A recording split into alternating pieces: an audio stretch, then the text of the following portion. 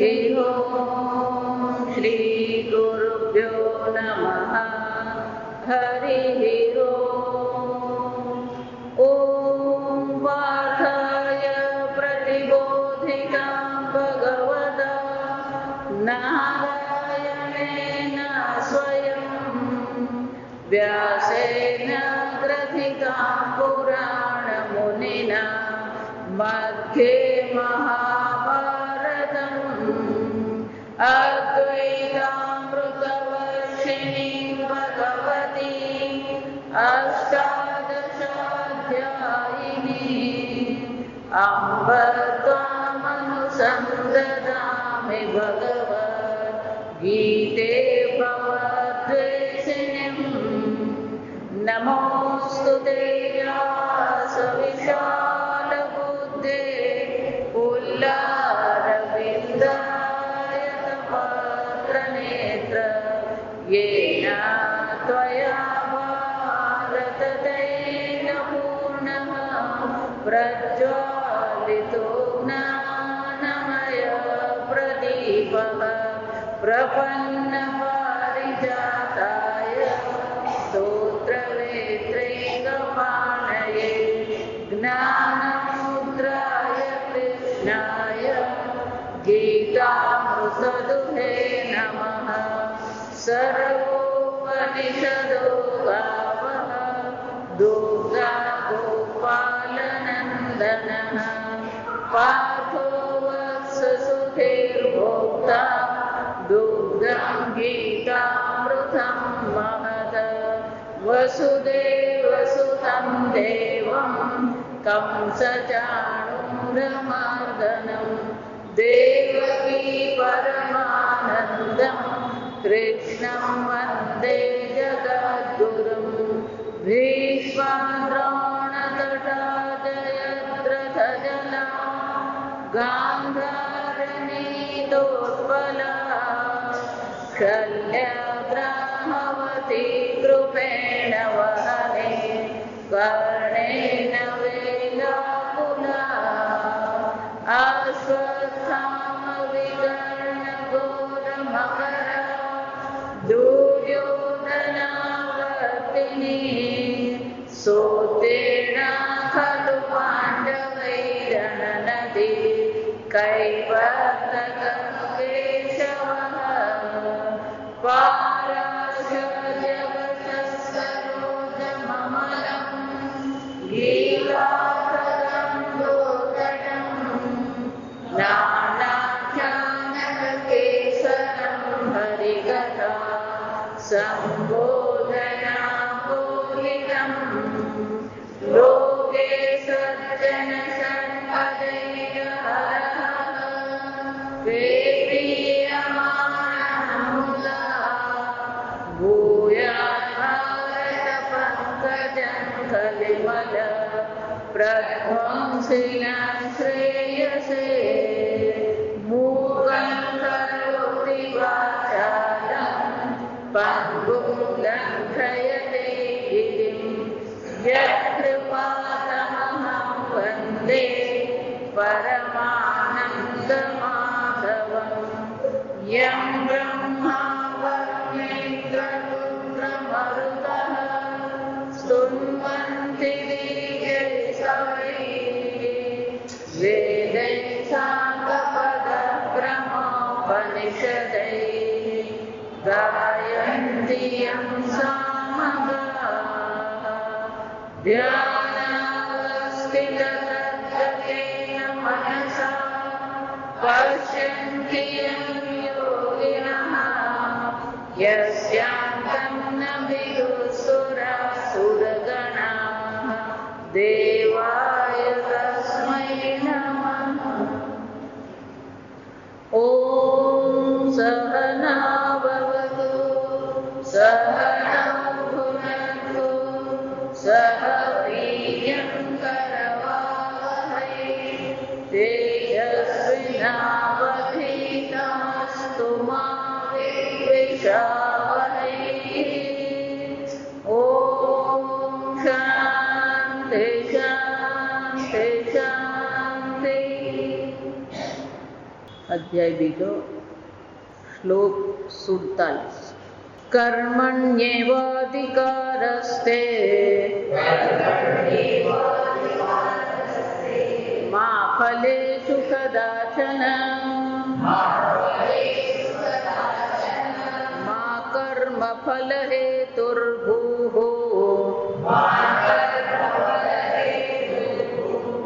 મા તે સંગોસ્વ કર્મણે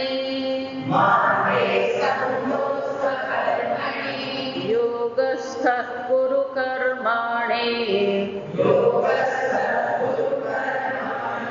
સંગં ત્યક્ત્વા ધનંજય સિદ્ધ્ય સિદ્ધ્યો સમો ભૂત્વા સમત્વં યોગ ઉચ્યતે. ધૂરેણ હ્યવરં કર્મ બુદ્ધિયોગ ધનંજય બુદ્ધો શરણમન્વિચ્છ કૃપણઃ ફલહેતવઃ.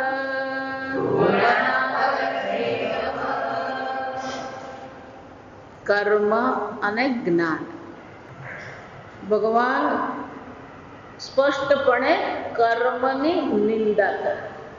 કર્મ સ્વયં બંધનકારક છે.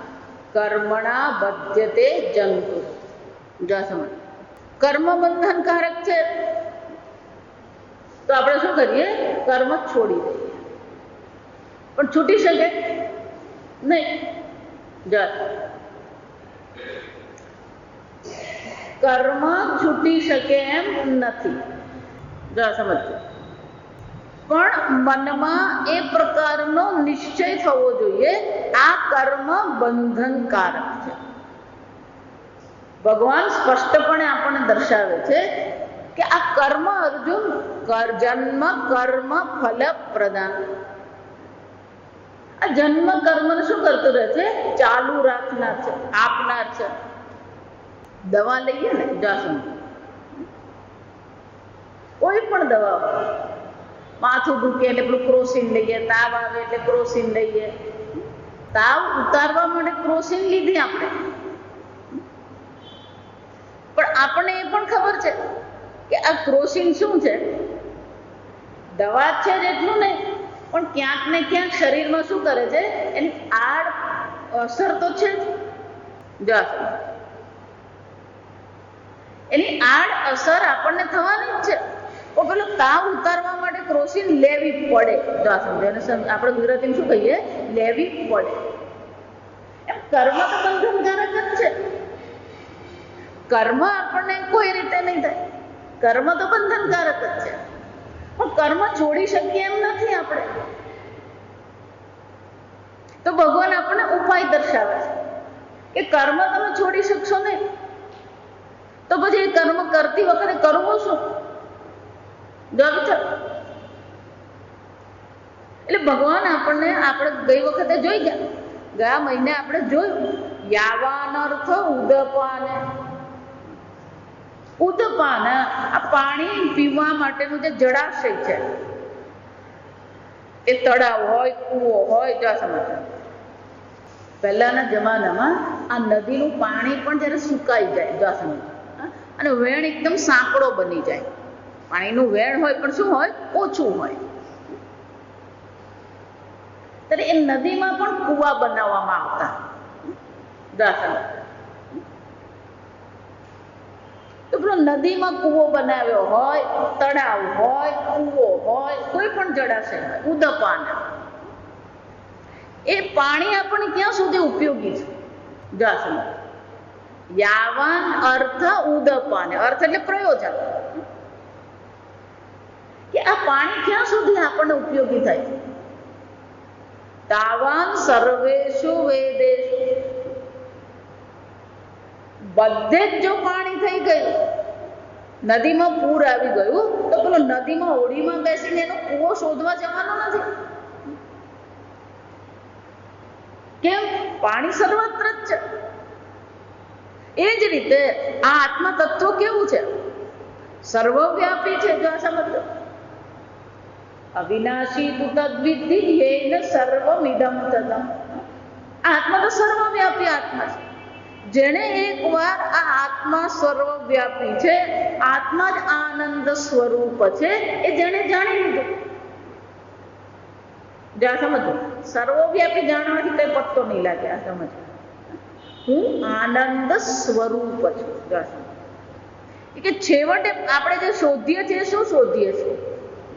સુખ જ શોધીએ છીએ. જ્યાં સમજો, પણ જ્યારે હું જ સુખ સ્વરૂપ છું, તો પછી બહાર મારે સુખ શોધવા જવાની જરૂર નથી. દસમાને ખબર નથી કે હું દસમો છું, એટલે શું કરે છે? બહાર પેલો દસમો શોધે છે. જ્યાં સુધી એને ખબર નહીં પડે કે હું દસમો છું, ત્યાં સુધી શું કરતો રહેવાનું? દસમાને શોધતો જ રહેવાનું. એમ જ્યાં સુધી આત્મા આનંદ સ્વરૂપ છે એ ખબર નહીં પડે, ત્યાં સુધી શું થવાનું છે? એ સુખની શોધ થતી જ રહેવાની. જો સમજો, એટલે ભગવાન શું કે છે? બ્રાહ્મણસ્ય વિજાનત. ગઈ વખતે આપણે બ્રહ્મ જાનાતિ ઇતિ બ્રાહ્મણ વિજાનત, જાણનાર. જેને બ્રહ્મ જાણી લીધું છે, બ્રહ્મ એટલે જે આનંદ સ્વરૂપ છે, અનંત છે, પૂર્ણ છે, જેને અનંત પૂર્ણ આત્માને જાણી લીધો છે, એને આ કર્મનું કેટલું પ્રયોજન રહેશે? જેટલું સર્વત્ર પાણી થયા પછી પેલો કુવાનું હોય.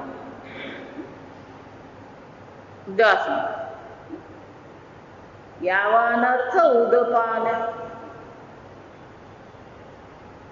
તો કર્મ જે છે એ તમને સુખ આપી શકે એમ નથી. તો પછી ભગવાન આ કર્મ કરીએ જ નહીં. અમે કર્મ શું કરી દઈએ? સર્વમ કર્મ અખિલમ પાર્થ જ્ઞાને પરિસમાપ્યતે. આ બધા કર્મ છેવટે શું થાય છે? આ જ્ઞાનમાં જ પરિસમાપ્ત થઈ જાય. આવું સાંભળે ને એટલે આપણા મનમાં તત્કાળ એમ આવે, બસ હવે બધા કર્મ છોડીને અમે બેસી જઈએ. એટલે ભગવાને લખ્યું બ્રાહ્મણસ્ય વિજાનત. જ્યાં સુધી પૂર્ણ આત્માનું જ્ઞાન થતું નથી ત્યાં સુધી. એટલે પેલું યાવાન તાવાન એને કહેવાય. જ્યાં સુધી પૂર્ણ આનંદ સ્વરૂપ આત્માનું જ્ઞાન થયું નથી ત્યાં સુધી, જ્યાં સુધી સર્વત્ર પાણી થઈ ગયું નથી ત્યાં સુધી તો પેલા કુવાનું જળાશયનું પ્રયોજન છે. જો સમજવાનું, કુવો તો ઉપયોગી જ છે. ઉનાળામાં આપણને પાણી ક્યાંથી મળવાનું? કુવામાંથી જ મળવાનું છે. એટલે કુવો નકામો છે એમ નથી, તળાવ નકામું છે એમ નથી. જો આ સમજવાનું. લોકોને આપણે એમ કહે ને કર્મ બંધનકારક છે, એટલે પછી પેલું આમ ઘોડાને પેલા લગામ પકડીને બેસી જાય ને એવું શું થાય? માતાજીએ કીધું અકર્મ બંધનકારક છે. એટલે ભગવાનને ખબર છે. એટલે ભગવાને બ્રાહ્મણસ્ય વિજાનતા, બ્રહ્મ જ્ઞાન થતું નથી. એટલે શંકરાચાર્યજી ગઈ વખતે આપણે જોયું, તસ્માત પ્રાક જ્ઞાન નિષ્ઠા અધિકાર પ્રાપ્તે હે. બ્રહ્મ જ્ઞાન થાય ત્યાં સુધી નહીં, બ્રહ્મ જ્ઞાનનું અધિકારીત્વ પ્રાપ્ત નહીં થાય. જો સમજો, આગળ પણ અનેક વાર કહી ગઈ છું, ભગવદ્ ગીતાનું પ્રયોજન તો સંન્યાસ જ છે. આ સમજજો, કર્મયોગ એ પ્રયોજન નથી. પણ એ સંન્યાસ આપણે ક્યારે લઈ શકીએ? આત્મજ્ઞાનને અધિકારીત્વ જો પ્રાપ્ત થઈ ગયું તો કર્મનું કોઈ પ્રયોજન નથી. જો આગળ ચર્ચા હવે ભગવાન એ જ કરવાના છે. અહીંયાથી ભગવાન હવે શરૂ કરશે 47મા શ્લોકથી. અહીંયા જ નહીં, 3જા અધ્યાયમાં, 4થા અધ્યાયમાં, 5મા અધ્યાયમાં ભગવાન આ કર્મની ઉપયોગીતા દર્શાવશે આપણને. કર્મ સાવ નકામું નથી. જેવી રીતે પેલું કુવાનું પાણી સાવ નકામું નથી. ઉનાળામાં તો એ કામ લાગવાનું જ છે. બે મિત્રો બેઠા હતા સામે. પૂનમનો દિવસ હતો, અંધારું હતું, ગામડામાં હતા, લાઈટ તો હોય નહીં ત્યાં, એટલે વીજળી હતી ને, એટલે બંને પેલા ઓટલા પર બેઠા ને સરસ મજાની ચાંદની હતી, એટલે બંને જાણે ચાંદનીમાં બેઠા બેઠા ગપ્પા મારતા હતા મિત્રો બંને. એટલે એક મિત્રએ પૂછ્યું, એટલે સૂર્ય વધારે ઉપયોગી કે ચંદ્ર વધારે ઉપયોગી? સૂર્ય વધારે ઉપયોગી કે ચંદ્ર વધારે ઉપયોગી? એમાં બીજો કે ચંદ્ર જ ને, કે દિવસમાં સૂર્યની શું જરૂર, અંધારામાં ચાંદની જ આપણને આપે ને. સમજાય નહીં સમજાય? ચા પીને આવવું પડે. દિવસના સૂર્યની શું જરૂર, રાત્રે જ આ ચાંદની કામ ને, એટલે વધારે ઉપયોગી કોણ છે? પણ દિવસ કોને કારણે છે? સૂર્યને કારણે.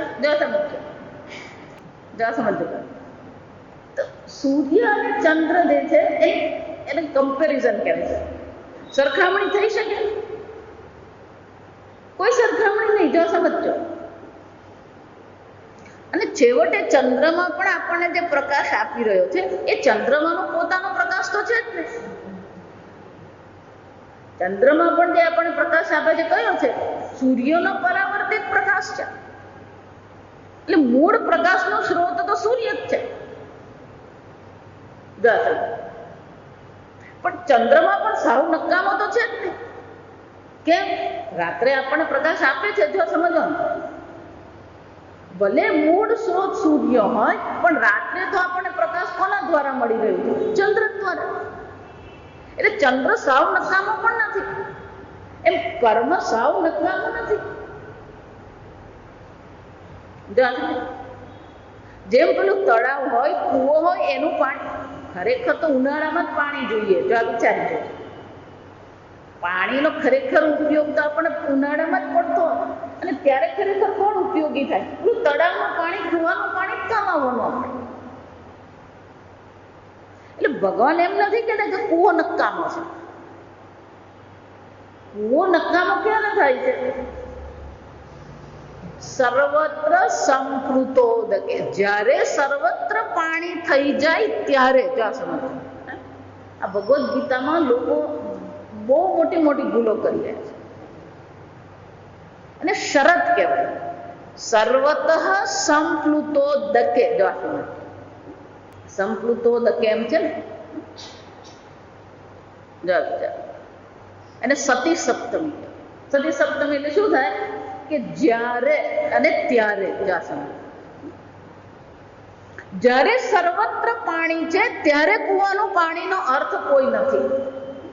એમ જ્યારે જેને જ્ઞાન થઈ ગયું છે કે હું પૂર્ણ આનંદ સ્વરૂપ આત્મા છું, એને માટે કર્મનું કોઈ પ્રયોજન નથી. અને એનો અર્થ એવો નથી કર્મ નકામું છે. કર્મ વારંવાર એટલા માટે કહું છું કે આ મગજમાં ગોઠવાવું જોઈએ. તો પછી આ 47 થી 52 સુધીના શ્લોક સમજાશે. આ 5 શ્લોક તો જ સમજાવવાના, નથી સમજાવવાના નથી. કે આ 5 શ્લોક મુખ્ય છે, કે ત્યાર પછી સ્થિતપ્રજ્ઞની ચર્ચા છે. કર્મ ઉપયોગી છે, નકામા નથી. અને એટલા માટે ભગવાન આ 47મા શ્લોકથી કર્મની ચર્ચા શરૂ કરે. કઈ દ્રષ્ટિએ કર્મ આપણને ઉપયોગી છે?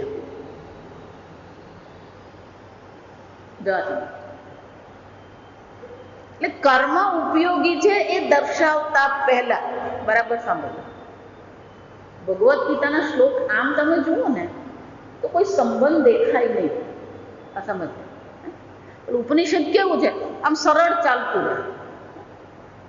પણ ગીતામાં એક શ્લોક પછી પેલો બીજો શ્લોક જે આવે ને, ક્યારેક આપણને એમ લાગે કે આમાં તો કોઈ સંગતિ મળતી જ નથી. કર્મ ઉપયોગી નથી કયા પછી આ 47 શ્લોકમાં ભગવાન શું કરે છે? કર્મણી એવ તવ અધિકાર. જા સમજ. અરે ગુલાટ મારેલી કહેવાય. શું કહેવાય? વિચાર. એટલે આ ભગવદ્ ગીતા અઘરી છે. આપણને એવું લાગે કે ઉપનિષદ અઘરું છે ને ભગવદ્ ગીતા સરળ છે. ખરેખર ગીતા સરળ નથી. કારણ કે ભગવાન ક્યારેક ગુલાંટ મારે ને ખબર જ નહીં પડે. જા સમજ.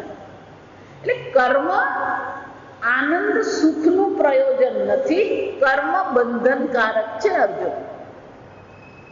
પણ આ કર્મ શું છે એ ભગવાન હવે આપણને 47મા શ્લોકમાં સમજાવે. ધારો કે એમ પૂછું કર્મ કોને કહેવાય, તો આપણે શું કહીએ? વેદાંત એટલે દરેક શબ્દની વ્યાખ્યા કરવી પડે. કર્મનો એક વ્યાખ્યા છે ચલનાત્મકમ કર્મ. કોઈ પણ પ્રકારનું હલન ચલન, ચલનાત્મકમ કર્મ એટલે શું છે? કોઈ પ્રકારનું હલન ચલન હોય એને કર્મ કહેવાય. ફક્ત ચલનાત્મકમ કર્મ એવું જો તમે કહો ને તો આ પંખો પણ શું કરી રહ્યો છે? પંખો કર્મ કરે છે. કોઈ પણ વ્યાખ્યા કરવામાં આવે ને એમાં દોષ હોય. ચલનાત્મકમ કર્મ એવું જ્યારે કહેવામાં આવે તો એમાં જે દોષ છે એને અતિવ્યાપ્તિ દોષ કહેવાય. અતિવ્યાપ્તિ એટલે શું થયું? જેની વ્યાખ્યા કરવામાં આવી રહી છે એનાથી બીજે પણ એ વ્યાખ્યા લાગુ પડે. ચલનાત્મક એમ જો કહીએ તો પંખાને લાગુ પડવાનું, પણ એ કર્મ કહેવાશે નહીં. દસ એટલે હંમેશા તમે દ્રષ્ટાંત આપો ને કે માણસ કોને કહેવાય? તો કે જેને બે પગ હોય તેને. આ અતિવ્યાપ્તિ છે, આમાં દોષ. કેમ? કાગડાને પણ કેટલા પગ હોય? જાસમ. તો મનુષ્યની વ્યાખ્યામાં બે પગ વાળો એટલું કહીએ તો પછી શું થાય? એ અતિવ્યાપ્તિ થાય. એ વ્યાખ્યા કેવી છે? બીજાને પણ લાગુ પડે, મનુષ્ય સિવાયના ઈતર મનુષ્યેતરમાં પણ એ વ્યાખ્યા શું છે? લાગુ પડે છે. ચલનાત્મકમ કર્મ એમ જો કહીએ તો વાયુ પણ ચલન કરે છે. જા વિચાર. પાણી પણ વહી રહ્યું છે, નદીનું પાણી પણ શું થાય છે? વહી રહ્યું છે. આ પૃથ્વી પણ ગોળ ફરી રહી છે, તો પૃથ્વી કર્મ કરી રહી છે.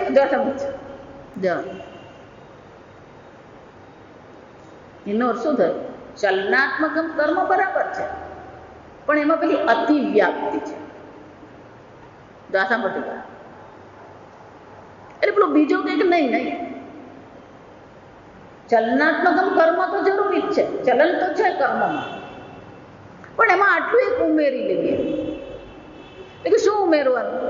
સંકલ્પ પૂર્વકમ ચલનાત્મકમ કર્મ. સંકલ્પ પૂર્વકમ. સંકલ્પ સાથે, સંકલ્પ પૂર્વકમ. બરાબર સાંભળો. સંકલ્પ પૂર્વક કર્મ કરીએ ને તોય પેલી અતિવ્યાપ્તિ છે. શંકરાચાર્ય આની ચર્ચા બહુ સરસ કરે છે, થોડાક જુદા પ્રયોજનથી કરે છે, પણ આ ચર્ચા કરે છે. જો આ સમજ શંકરાચાર્ય બહુ સરસ વાત કરે. પેલું ગાયનું દ્રષ્ટાંત આપે શંકરાચાર્ય. ધારો કે ગાય શેરીમાં છે,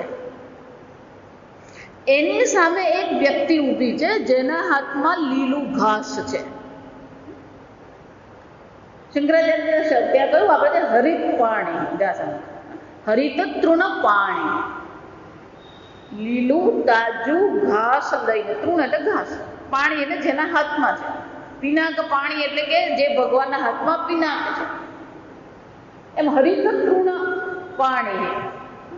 ગાય જો કોઈક વ્યક્તિને જુએ જેના હાથમાં લીલું ઘાસ છે તો ગાય શું કરશે? એની પાસે જશે.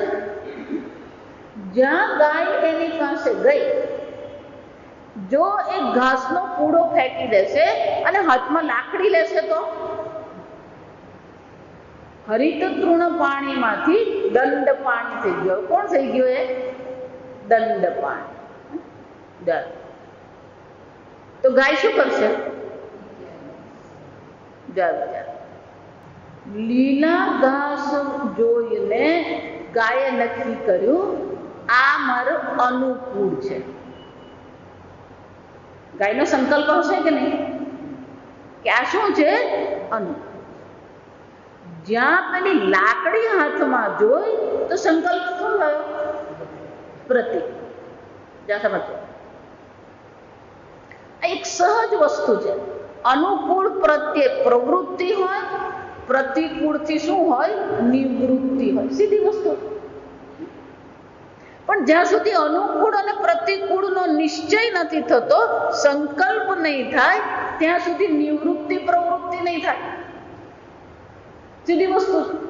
તો ગાયમાં આપણે પ્રવૃત્તિ પણ જોઈએ છે, નિવૃત્તિ પણ જોઈએ છે.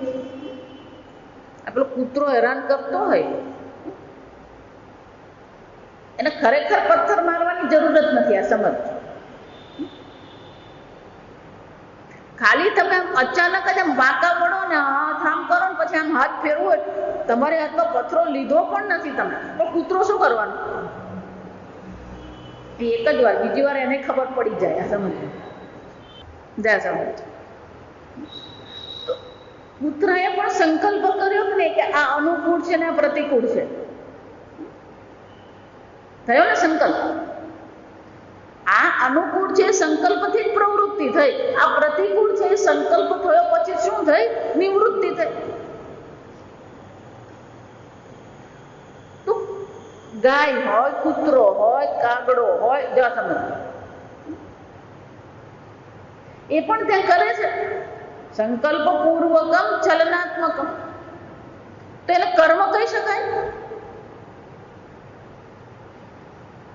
ગાયે જે કર્યું એને કર્મ કહી શકાય? વિચાર. એને કર્મ કહી શકીએ આપણે? હું હંમેશા જે દ્રષ્ટાંત તમને આપું કે પેલો પ્રાણી સંગ્રહાલયમાં એક વાઘનું બચ્ચું હતું, જ્યાં સત્ય હકીકત. કોઈ કારણસર વાઘણ અઠવાડિયામાં શું થઈ? મરી ગઈ. એટલે પ્રાણી સંગ્રહાલયના લોકો જે હતા એ બધા પેલા વાઘના બચ્ચાને સરસ રીતે રાખતા હતા, પ્રેમથી રાખે. પેલી માં નહીં ને એટલે એને રમવા દે, છૂટું રમવા દે. એટલે એક દિવસ પેલું રમતું નાનું હોય ને એટલે ગમે ત્યાં ઘૂસી જાય. એ રમતું પેલું રીંછ હતું, એ રીંછનું પણ પેલું નાનું બચ્ચું હતું. એટલે પેલું બચ્ચું જોઈને પેલું વાઘનું બચ્ચું પણ ત્યાં પહોંચી ગયું. જા સમજ. પેલું રીંછનું બચ્ચું રમતું હતું, રીંછે જોયું કે આ નાનું બચ્ચું છે, એટલે બંને જણા શું કરવા માંડે? રમવા માંડે. પછી એક દિવસ ભેગા થાય, બીજે દિવસે ભેગા થાય. એટલે રીંછની માતા ત્યાં બેઠેલી એ જોયા કરે કે આ રમે છે. પછી એક દિવસ પેલું રીંછનું બચ્ચું કૂદીને પેલું માના ખોડામાં બેઠું, એટલે વાઘણનું બચ્ચું પણ શું થયું? એ પણ કૂદીને બેઠું. જો સમજો, એટલે રીંછને કઈ વાંધો નહીં. જો સમજો, પ્રાણીઓમાં પણ આ છે સમજદારી. એટલે બંને રમે. હવે એક દિવસ પેલું કોઈ ગયો ને, આપણા જેવું કોઈ હોય, આ સમજો. એટલે પેલો ભાઈ જે ગયો ને એને જોયું કે પેલું વાઘનું બચ્ચું રીંછ પાસે જાય છે, એટલે એને એમ થયું કે વાઘનું બચ્ચું બિચારું શું થશે? એને ખબર નહીં, પહેલી વાર પ્રાણી સંગ્રહાલયમાં જતો એને ખબર પડે ને. એટલે એને એમ થયું કે વાઘનું બચ્ચું બિચારું આ રીંછ મારી નાખશે. એટલે એને પેલું જાળીમાં હાથ નાખ્યો. જો આ સમજ. જ્યાં એને જાળીમાં હાથ રાખીને પેલું વાઘનું બચ્ચું પકડવાનો પ્રયત્ન કર્યો, પેલું રીંછ શું કરશે?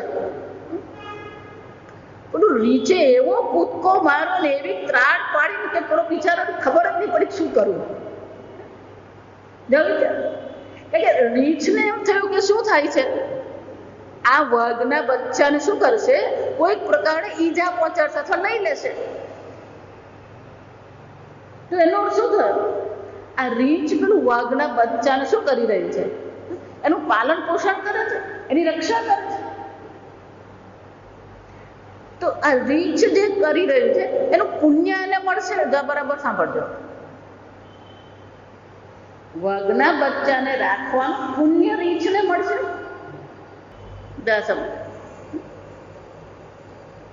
પણ આપણે જો કોઈ બચ્ચાને રાખે, માતાજીએ કીધું કે બચ્ચાને રાખે તો પુણ્ય મળે છે. પેલું કૂતરાનું બચ્ચું ઘરમાં રાખે, મહેરબાની કરીને એવું કંઈ ગોઠવી નહીં કાઢતા મકાન. વિચાર, આપણે એને ભૂત યજ્ઞ કહીએ. ગાયને ખવડાવવું, કૂતરાને ખવડાવવું, કાગડાને ખવડાવવું, બધું શું કહેવાય? કીડિયારી કરવું, ચબૂતરો. જો આ સમજો. હવે તો ચબૂતરો નહીં રહ્યો ને પરબે નહીં રહી, કશું રહ્યું. જો આ સમજો. આપણે એમને દાણ નાખીએ તો શું છે? એ ભૂત યજ્ઞ છે આપણા માટે. પણ રીંછ માટે ભૂત યજ્ઞ છે? આપણે પેલી સિંહ બાળની વાર્તા બધાને જ ખબર છે કે ઘેટાના ટોળામાં જે સિંહ બાળ શું થયું? મોટું થયું. જોયું છે? એનો અર્થ શું થયો? સંકલ્પ પૂર્વકમ ચલનાત્મકમ કર્મ. પેલું રીછે પણ જે કર્મ કર્યું કેવું છે? સંકલ્પ પૂર્વક જ કર્યું, ચલનાત્મકમ જ છે. પણ એને કર્મ કહી શકીએ આપણે? એટલે આ બે તો જરૂરી જ છે, પણ હજી બે કરીએ ત્યારે પેલું અતિવ્યાપ્તિ છે. એટલે પેલો ત્રીજો શબ્દ જોઈએ વ્યાખ્યામાં, અદૃષ્ટ જનકત્વાત કર્મ. અદૃષ્ટ જનકત્વાત. અદૃષ્ટ એટલે પાપ પુણ્ય, જે આપણે જોઈ શકતા નથી. જે પાપ પુણ્ય ઉત્પન્ન કરનાર છે એને શું કહેવામાં આવે? કર્મ કહેવામાં આવે. બાકીની બધી વસ્તુ છે એને કર્મ નહીં કહેવાય, તો શું કહેવાશે? બધી ક્રિયા કહેવાય, ચેષ્ટા કહેવાય. જો એ બધું શું છે? ક્રિયા છે. એ કર્મ નથી. જો સમજો,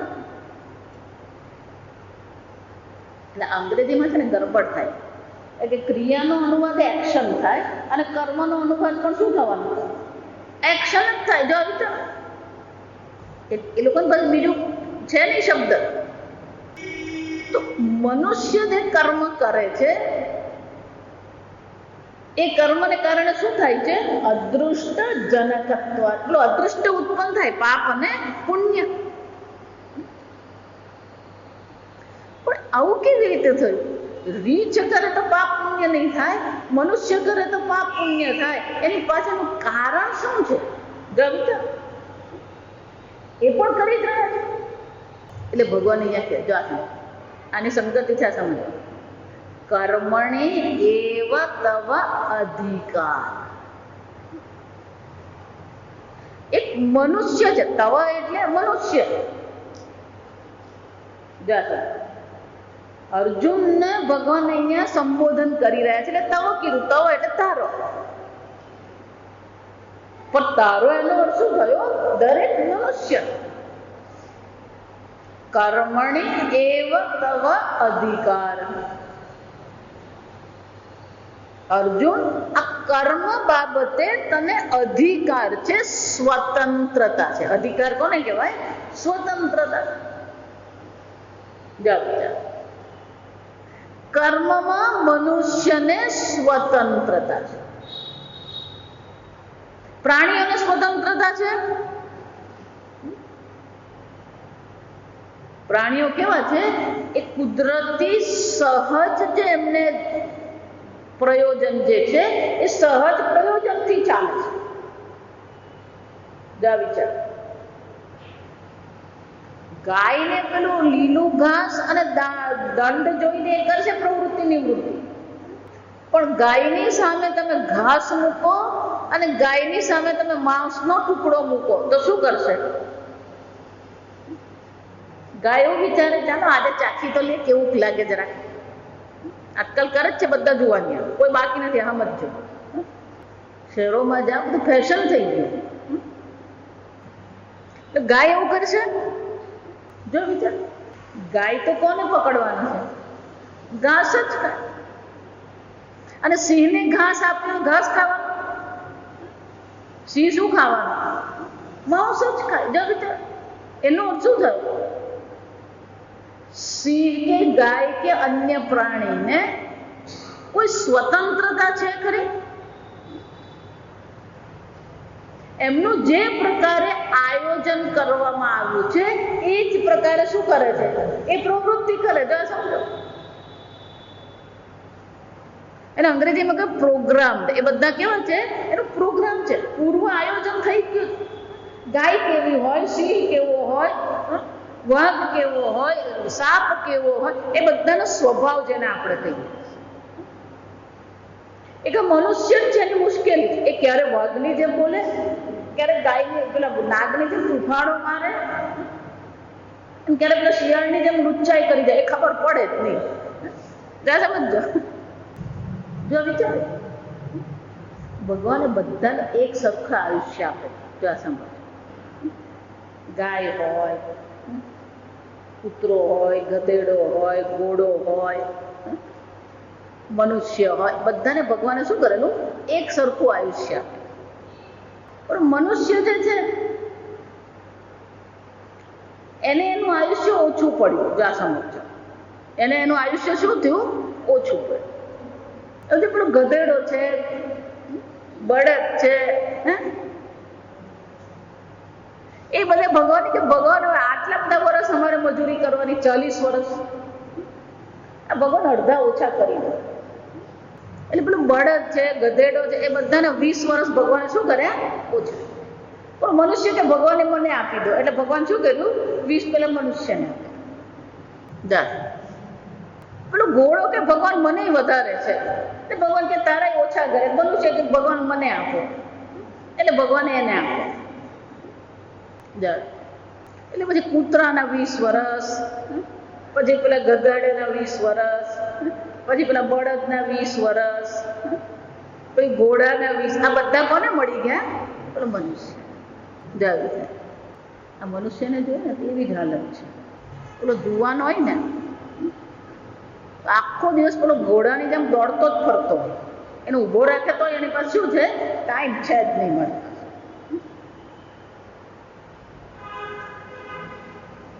પણ 40 પૂરા થાય ને એટલે પેલો ગધેડાની જેમ ગદ્દુ વૈતરું જ કરતો હોય. એટલે જ ગદ્દુ વૈતરું કહેવાય. આ સમજો, કે એના ભાગના જ મળે ને. આ સમજો. પણ 60 ઉપર થાય ને એટલે જેમ પેલો કૂતરો પેલો બહાર બેસીને ચોકીદારી કરે ને એમ આખો દાડો પેલો ઘરમાં બેઠો બેઠો શું કરતો? કોણ ગયું, કોણ આવ્યું, કેમ આવ્યું, કેટલું આવ્યું, શાકભાજી કેટલાનું આવ્યું, અનાજ કેટલાનું આવ્યું, ને કપડું કેટલાનું. જો સમજો,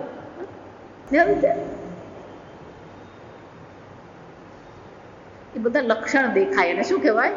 આ બધા લક્ષણ દેખાય.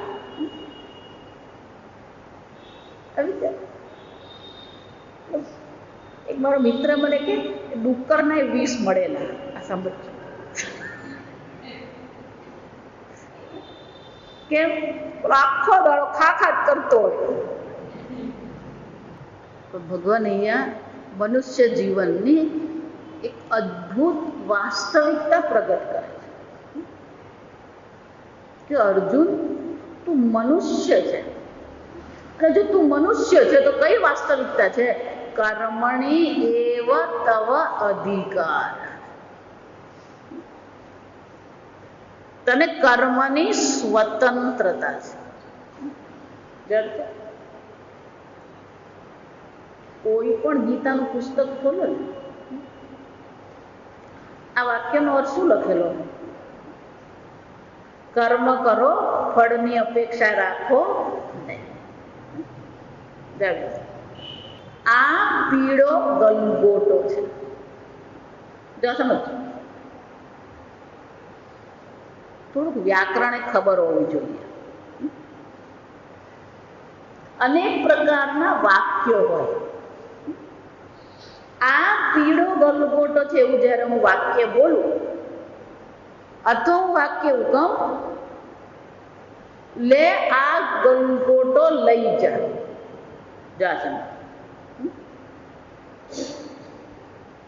અથવા તમે કહો પીળો ગલગોટો લઈ આવ. જા વિચાર. તો 3 વાક્ય છે. આ પીળો ગલગોટો છે, પીળો ગલગોટાનું ફૂલ લઈ આવ, પીળો ગલગોટો લઈ જા. આ બધા વાક્ય એક સરખા છે. પહેલું વાક્ય છે એને કહેવાય એ વાસ્તવિકતા પ્રગટ કરનાર વાક્ય છે.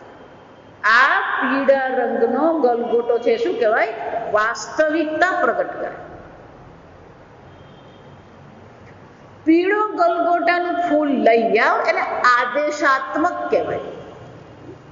આ ફૂલ લઈ જાય ને શું કહેવાય? વિનંતી કહેવાય. તો વિનંતીના અર્થમાં વાક્ય હોય, આદેશના અર્થમાં વાક્ય હોય, વાસ્તવિકતા પ્રગટ કરનાર વાક્ય હોય. હવે જ્યારે ભગવાન એમ કહે છે કર્મણી એવ તવ અધિકાર, પણ એનો અનુવાદ જેમ કરીએ, તું કર્મ કર, જાગ જાગ, તે વાક્ય શું થઈ ગયું? તું કર્મ કર એમ જ્યારે કહેવામાં આવે તો એનો શું થયો?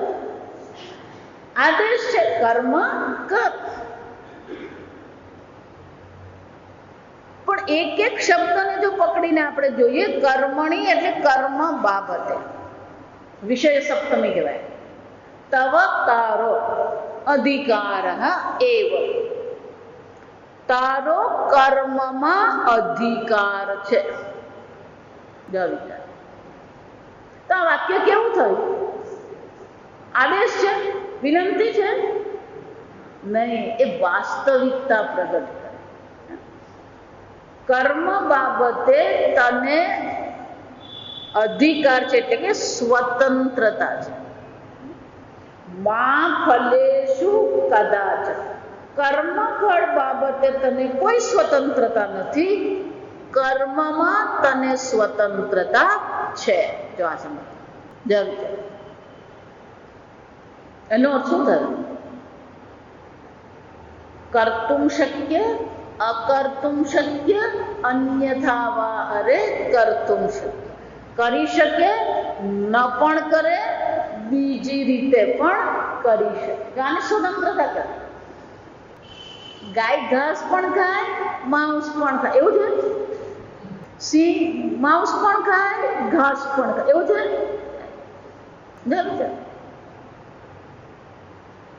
પણ એટલા માટે અહીંયાથી કોઈ પણ વૈષ્ણવ છોકરો અમેરિકા જાય ને, વૈષ્ણવ પેલો અમેરિકા જાય ને એટલે એની મમ્મીનું આમ હૃદય ધડકવા માંડે. કેમ? એટલે અહીંયા પેલી ગરમ ગરમ રોટલી દાળ ખાતો હોય તો અમેરિકા જાય ને એટલે બાપડાને તકલીફ પડે. અહીંયા જ નહીં, ત્યાં એવી જ હાલત છે.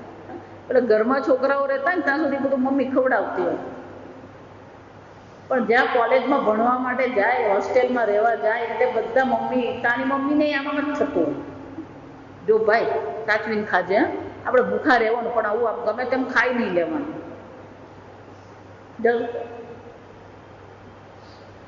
તકલીફ જ. અને અમેરિકામાં તમે જુઓ ને તો આપણે કલ્પના પણ નહીં હોય ને એવી જગ્યામાં ઈંડા ના ચાલે. ભારતમાં 4 વસ્તુ એવી છે જેમાં ઈંડા હોય જ નહીં, એટલે આપણે કોઈ વિચાર કરવાનો જ નહીં. પહેલું તો બ્રેડ. જો આ વિચાર, કેકમાં ઈંડા હોય, પણ બ્રેડમાં શું છે? ભારતમાં આ વસ્તુ સામાન્ય છે કે પાઉંમાં ક્યારેય ઈંડા હોય જ, બિસ્કિટમાં ક્યારેય ઈંડા હોય જ નહીં, ચોકલેટમાં ક્યારેય ઈંડા હોય જ નહીં, આઈસ્ક્રીમમાં પણ શું છે? જો વિચારો, કોઈ પણ ભારતીયને કોઈ પણ ખૂણામાં પૂછીએ આ 4 વસ્તુમાં શું હોય? જો વિચાર, આ 4 વસ્તુમાં આપણા દેશમાં શું છે? ક્યારેય પેલા ઈંડા કશું પડે જ નહીં. જો વિચાર કરો, એટલે આપણે પેલી ભારતીય બુદ્ધિ લઈને પણ ત્યાં જઈએ, એટલે ત્યાં જાય ત્યાં બ્રેડ ખાતો થઈ જાય, ચોકલેટ ખાય ને આઈસ્ક્રીમ ખાય. એક બેન હમણાં 1 વર્ષથી ત્યાં ગયા ચોકલેટ, એટલે મારા પ્રવચનમાં, તો પ્રવચનમાં મેં આ વાત કરી. એ પ્રવચન પૂરું થયું તો પેલા રડતા રડતા મારી પાસે આવ્યા. જો આ સમજ, મેં કહ્યું શું થયું? આ તમે કીધું, મને તો ખબર જ નહીં કે 1 વર્ષમાં તમે શું શું ખાઈ નાખ્યું. એક તો મોટી ઉંમરના બેન છે, પેલો દીકરો ત્યાં છે ને દીકરા એ ત્યાં બોલાવે એટલે બિચારા હરખી હરખી આપણે અમેરિકા જવાના પહોંચી ગયા. તો એટલે પહોંચી ગયા, 1 વર્ષ રહે. જો કોઈ ભગવાને શું સુજાડ્યું મારા પ્રવચનમાં આવ્યો. જો સમજ, આ હકીકત છે. ત્યાં ચોકલેટમાં ઈંડા હોય, બ્રેડમાં ઈંડા હોય, બિસ્કિટમાં ઈંડા હોય. જો વિચાર, આપણા તો મગજમાં જ નહીં આવે કે બિસ્કિટમાં ઈંડા હોય, આપણા મગજમાં જ નહીં કે આઈસ્ક્રીમમાં ઈંડા હોય. જો વિચારો, સમજમાં વિચારો. એટલે પણ અહીંયાથી ત્યાં જાય ને ખાવાની તકલીફ ફાંફા જ પડે. આપણે મમ્મી, અહીંની મમ્મી બિચારીને કશી ખબર નથી, ભાઈ આપણે બિસ્કિટ બ્રેડ ને એવું ખાઈ લેવાનું, પણ એને ખબર જ નથી કે પેલા બ્રેડમાં ને બિસ્કિટમાં ઈંડા પડે. કર્તુમ શક્ય અકર્તુમ શક્ય. આ સ્વતંત્રતા ફક્ત મનુષ્યને જ છે. કર્મણી એ વધુ સમજો એવો એટલે ભારપૂર્વક ભગવાન કે કર્મમાં જ તને સ્વતંત્રતા છે અર્જુન. પણ કર્મમાં જ સ્વતંત્રતા છે બહુ મોટું વાક્ય છે. એનો અર્થ શું થયો? જો આ વાક્યને જો આ પ્રકારથી સમજવામાં આવે તો પછી આપણી વૈદિક સંસ્કૃતિ કર્મ પ્રધાન છે કે પ્રારબ્ધ પ્રધાન છે? મને હવે કહો. જે કર્મની પ્રધાનતા છે. જો કર્મની સ્વતંત્રતા તમને છે એનો અર્થ શું થયો? કર્મનો નિર્ણય કોણે કરવાનો છે? આપણે કરવાનો.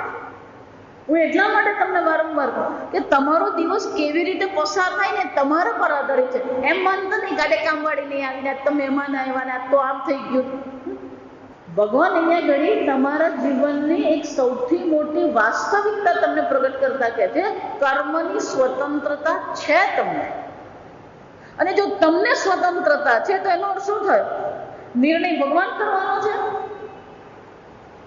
આ વાક્ય સાંભળ્યા પછી પણ અર્જુનને પણ નતું સમજાયું. આ સમજો, ખાલી સાંભળવાથી કે તર્ક આપવાથી કંઈ નહીં સમજાય. વિચારી જોજો. તમને કર્મની સ્વતંત્રતા છે એનો અર્થ શું થાય? મનુષ્ય જીવન મળ્યા પછી કર્મની સ્વતંત્રતા છે એનો અર્થ શું થાય? જે પણ કોઈ કર્મ કરવામાં આવે એ બધા માટે જવાબદાર પછી ભગવાન નથી પણ કોણ છે? અર્જુન, તું છે. એકવાર સ્વતંત્રતા મળી એનો અર્થ શું થાય? સંકલ્પ તમારો હોવો જોઈએ. અમારે તો માતા ગયા મીઠા ને પછી હવે તો ચાલતું રહે માતા. એ સંકલ્પ પણ તમારો જ છે, ભગવાનનો નથી. આ સમજો. સ્વતંત્રતા ભગવાને આપી છે તો પછી શું કરવું એનો નિર્ણય પણ તમારે કરવાનો. એટલે ભગવાન તો આગળ કહેશે આપણને કે નિર્ણય બે જ છે. આ સમજો, હકીકત તમને કહું. ભલે એમ ભગવાન કહે છે કે વિકલ્પ તમને સ્વતંત્રતા છે પણ ખરેખર તમારી પાસે બે જ સ્વતંત્રતા છે. એક સ્વતંત્રતા એ છે કે આ સંસાર કર્મને ચાલુ રાખો અને બીજી સ્વતંત્રતા એ છે આ સંસારને કાયમને માટે શું કરી દો? અંત લાવી દો.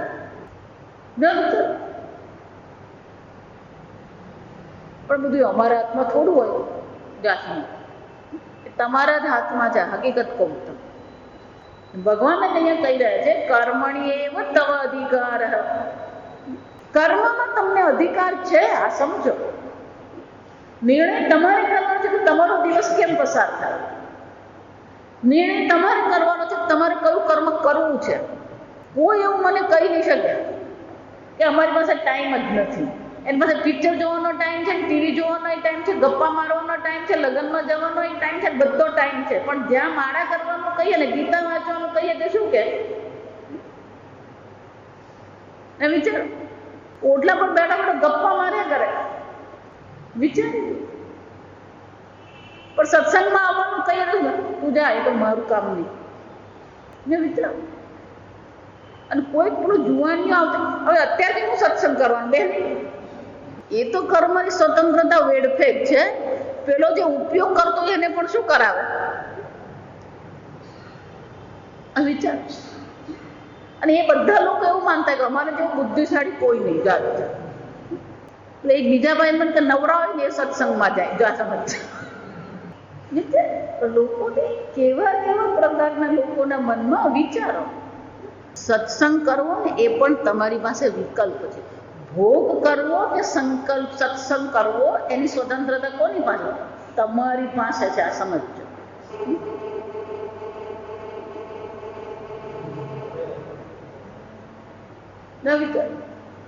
સ્વતંત્રતા છે આપણે જોઈ ગયા ભજવીને તમે સત્સંગત્વ નિસંગત્વ. ભોગ કરવો કે ન કરવો એ તમારા હાથમાં છે. પણ એ સ્વતંત્રતાનો આપણે ઉપયોગ કેટલો કરીએ? જો વિચાર. ભગવાન તો કહે છે કે મનુષ્ય જન્મ મળ્યો એટલે કર્મની સ્વતંત્રતા છે. અને જો કર્મની સ્વતંત્રતા છે તો એનો અર્થ શું થાય? મનુષ્ય જન્મમાં કોઈ પણ તમે કર્મ કરો છો એને માટે ઈશ્વર કે અન્ય કોઈ પણ પ્રકારે જવાબદાર નથી. આ સમજ. તમે શું કરો છો, શું બોલો છો, શું ખાઓ છો, શું પીવો છો, શું જુઓ છો, શું સાંભળો છો, આ બધાની જવાબદારી કોની છે? તમારી જવાબદારી. પણ આ મનુષ્યનો એક સ્વભાવ જ છે, બધું શું કરવાનું, એને દોષારોપણ કહેવાય. હંમેશા ટોપલો તો કોના પર જાય? વિચાર. કોઈને દોષ કહેવાનો નથી, કોઈના પર દોષારોપણ કરવાની કોઈ જરૂર જ નથી. વિચાર. કર્મણી એવ તવ અધિકાર. કર્મમાં તમને સ્વતંત્રતા છે અને એ સ્વતંત્રતાનો ઉપયોગ કરવો પણ તમારા હાથમાં છે. જો વિચાર, સ્વતંત્રતાની પણ સ્વતંત્રતા છે. આ સમજો.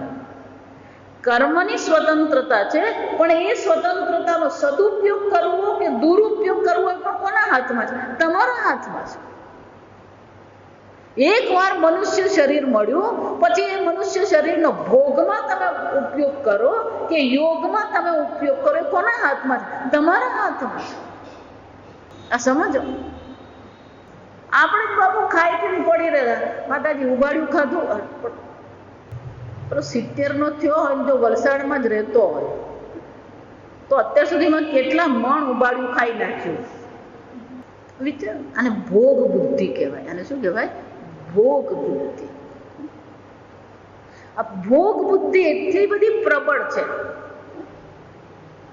કે એને ત્યાગનો આનંદ શું છે, વૈરાગ્યનો આનંદ શું છે. માતાજી, અમારે તો બજારમાં કેરી આવે એ દિવસથી ઘરે આવી જ જાય. કે પેલો માણસ એવી રીતે વાત કરે ને જાણે કે હા મોટી કેવી વાત કરી નાખી. કેરી ખાવી એ સ્વતંત્રતા નથી, કેરી નહીં ખાઈએ ને તો કંઈક ડંફાસ મારેલી કહેવાય. આ સમજો. ભોગ કરવો એ કઈ સ્વતંત્રતા નથી, ભોગનો ત્યાગ કરીએ ને એ સ્વતંત્રતા છે. આ સમજો. કર્તુમ શક્ય એ સ્વતંત્રતા નથી, અકર્તુમ શક્ય. જો આ વિચાર. તમારી ખરી સ્વતંત્રતા કર્મમાં નથી, ન કરવામાં છે. શિયાળાની રાત હોય ને,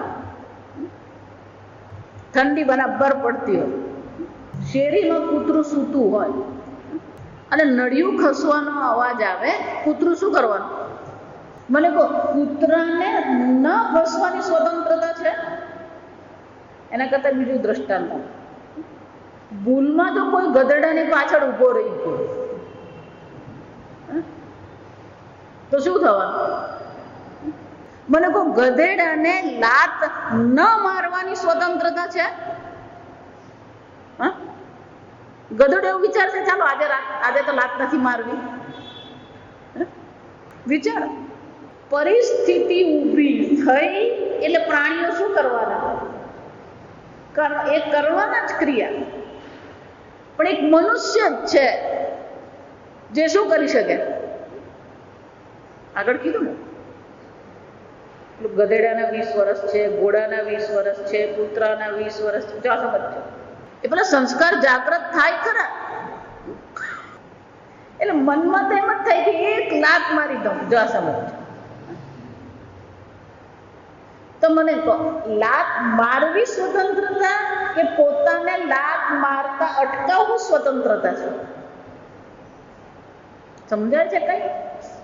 કોઈ કઈ કરે અને બોલવું સ્વતંત્રતા કે એને પ્રતિકૂળ કર્યું છતાં પણ ન બોલવું સ્વતંત્રતા?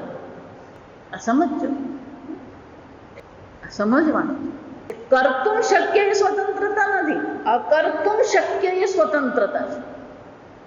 કારણ કે અન્ય પ્રાણીઓમાં કોઈ પ્રકારની એવી સ્વતંત્રતા નથી. પરિસ્થિતિ ઊભી થાય એટલે શું કરવાનું? એ કરવાનો જ પ્રવૃત્તિ. એક મનુષ્ય જ છે જે પોતાને શું કરી શકે? અટકાવી શકે. આપણે આગળ જોઈ ગયા ધર્મની વ્યાખ્યા. કર્મ કરવું ધર્મ નથી, પોતાને અટકાવવું એ ધર્મ છે. એટલે ધર્મની એક વ્યાખ્યા છે, ધર્મ એટલે આપણા જીવનની બ્રેક. જો આ સમજો. ધર્મ એટલે આપણા જીવનની શું છે? એ બ્રેક છે. આ સમજો. ગાડી હાથમાં આવી એટલે સ્વતંત્રતા કહેવાય. જો આ સમજો. ગાડી હાથમાં આવે એ શું કહેવાય? સ્વતંત્રતા. ધારો કે હું તમને મોંઘામાં મોંઘી ગાડી આપું, કરોડની એક ગાડી તમને આપું, ચાવી પણ તમને આપી, તમે ગાડીમાં બેસો પછી હું એમ કહું કે આ ગાડીમાં બ્રેક નથી, એ ગાડી ચાલુ કરવાના કેમ? એ ગાડી કેવી છે? બ્રેક વગર. એમ આપણી ગાડી પણ કેવી છે? બ્રેક વગરની છે. કેમ?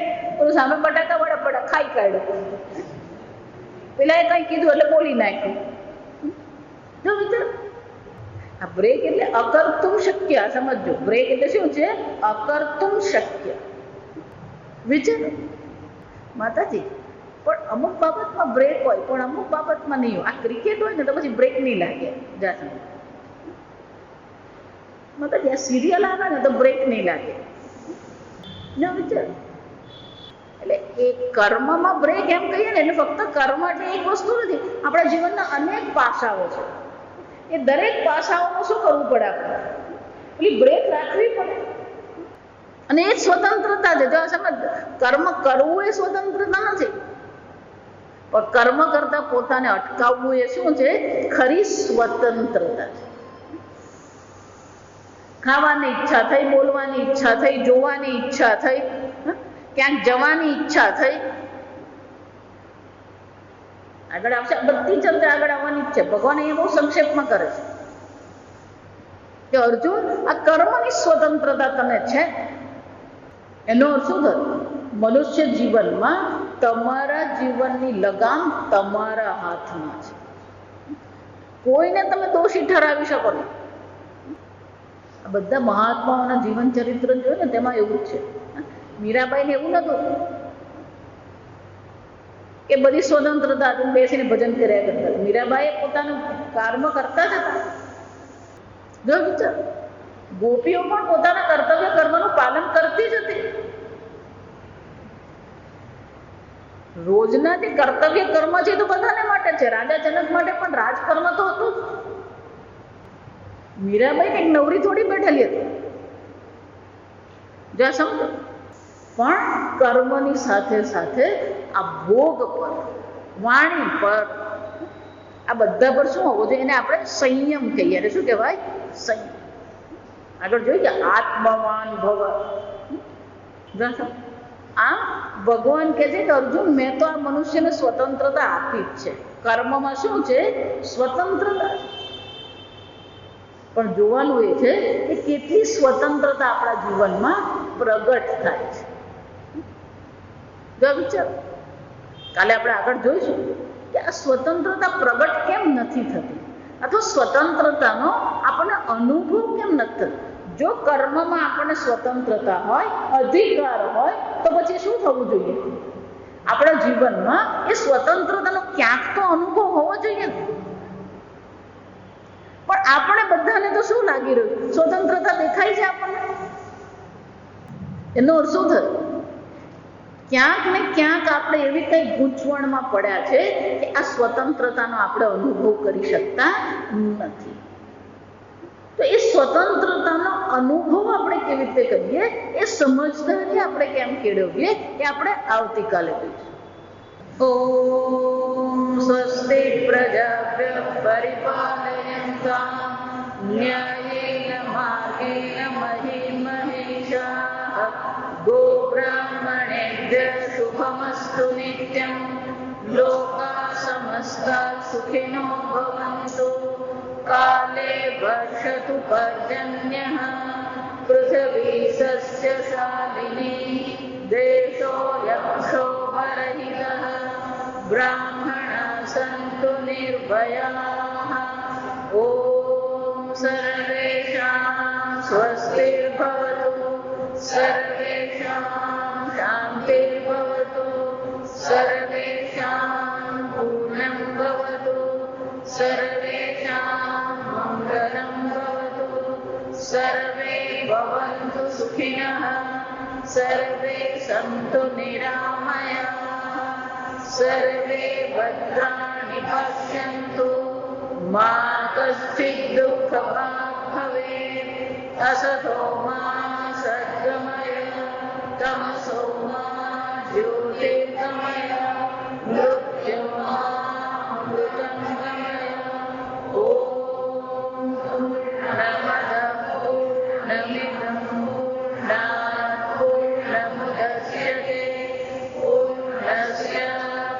पूर्णमादाय पूर्णमेवावशिष्यते। ॐ शान्ति शान्ति शान्तिः। हरिः ॐ श्रीगुरुभ्यो नमः। हरिः